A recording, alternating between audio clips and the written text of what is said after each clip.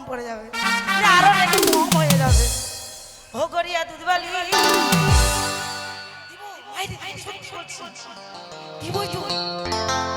हो गड़िया दूध वाली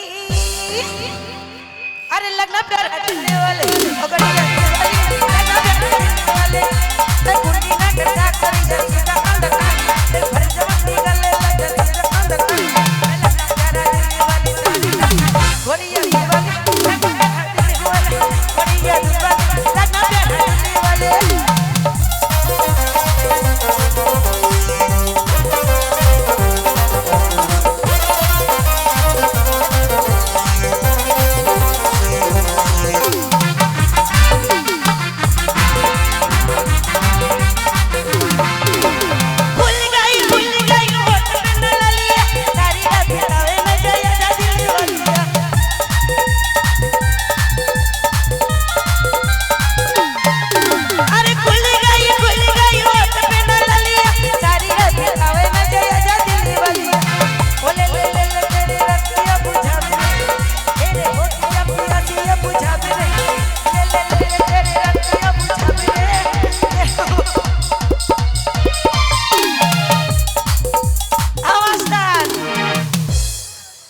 আমি মানলাম ওইদিকে ঝকে ঝকে আমি মানে পাওয়ার জন্য দিয়েছি, তাই তো বেটাগুলো বসে আছি এত বেটা।